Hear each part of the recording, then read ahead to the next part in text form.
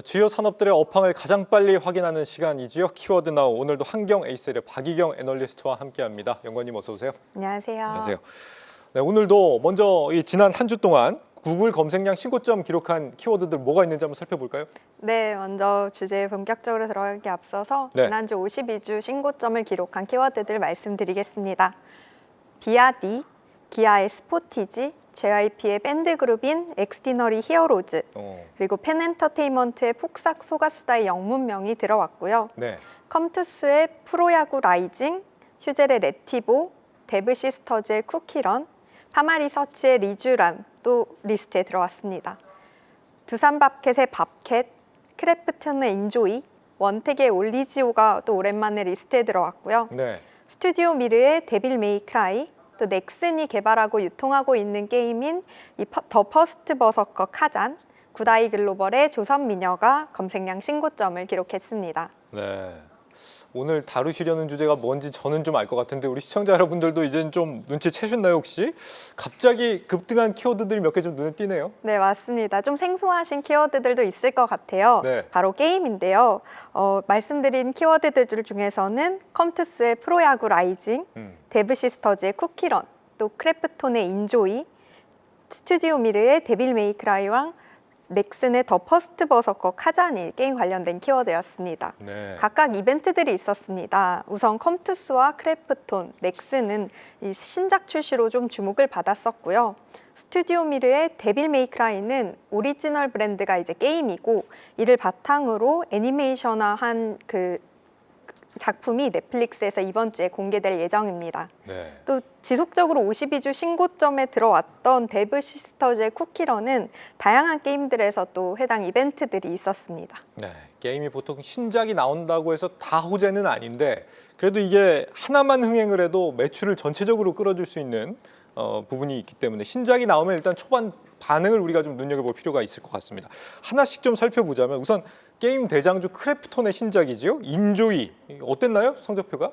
네, 스팀이라고 전 세계적으로 사용자들이 가장 많이 활용하시는 온라인 게임 플랫폼이 있어요. 네. 거기서 게임을 다운받을 수도 있고 평점을 남길 수도 있고 그런데 이 스팀에 따르면 인조이는 출시일인 28일 보통 유럽이랑 미국이 게임의 주요 시장이라서 그들의 저녁 시간대를 피크 시간대라고 하는데 이 피크 시간대에 최대 87,000명 이상의 동시 접속자 수를 기록한 걸 확인할 수 있었습니다.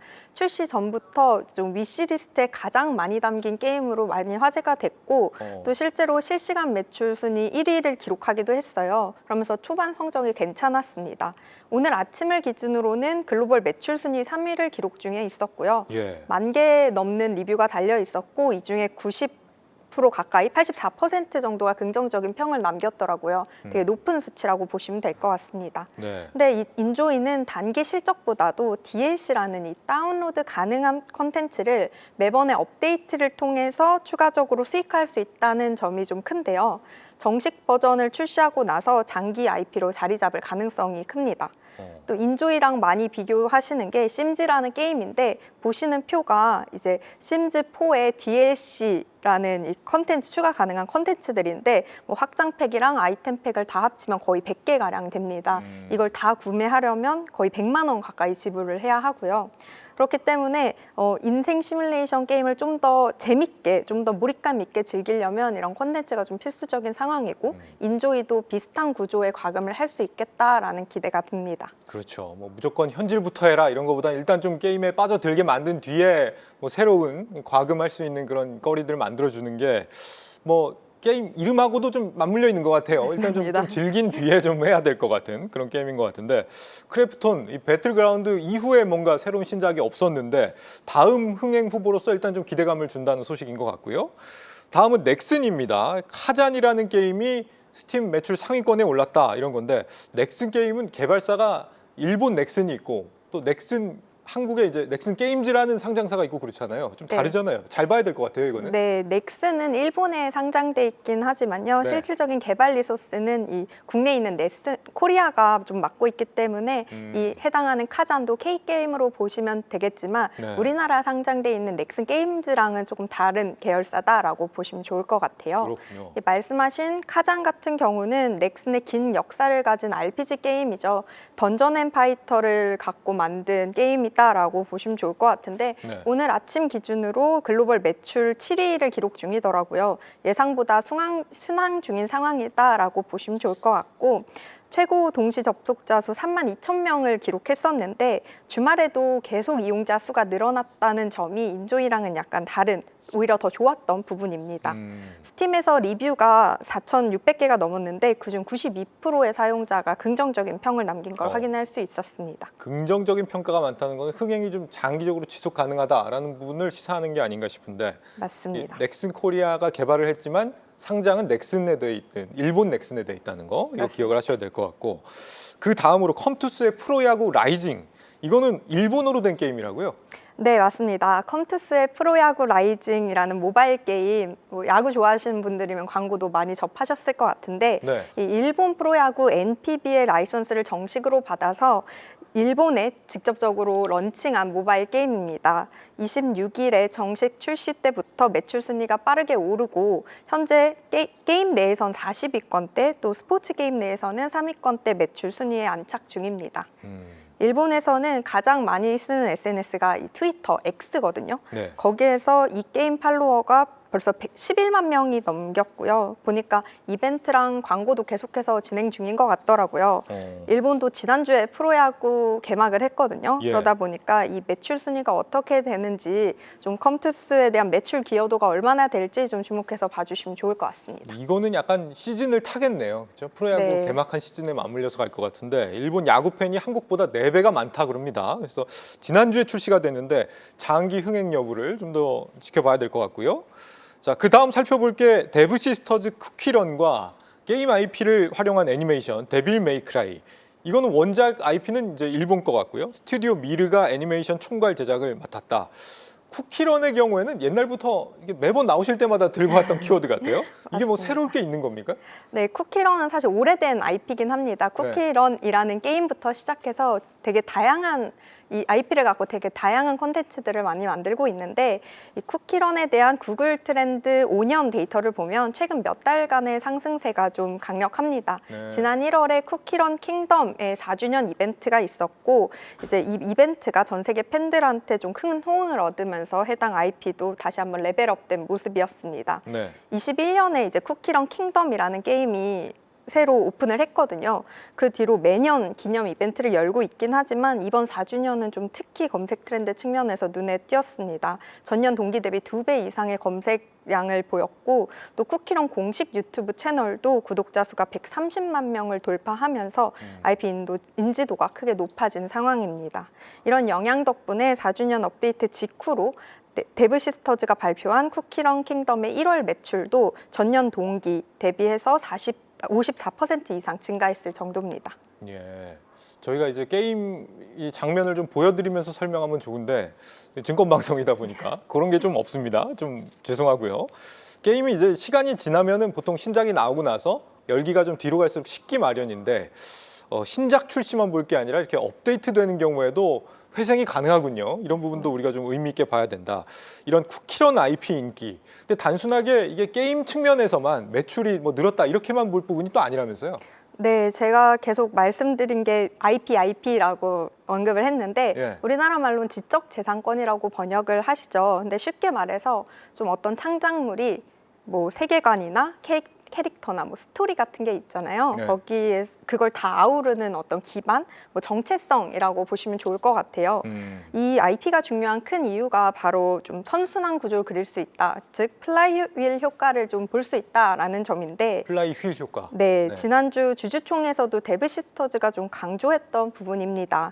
쿠키런처럼 이미 인지도가 좀 구축된 IP를 갖고 있으면 다음에 이 IP를 갖고 똑같은 게임을 만들더라도 마케팅비를 좀 절감을 할 수 있고 또 게임 이용자 확보도 좀 수월합니다. 이미 팬층이 돼 있기 때문인데요. 네. 여기에 굿즈 판매나 라이선스 사업 같은 추가 매출도 확보가 가능하다는 점에서 긍정적입니다. 실제로 데브 시스터즈의 이 IP 매출도 21년 쿠키런 킹덤 출시 이후로 꾸준히 성장하고 있는 모습이었고요.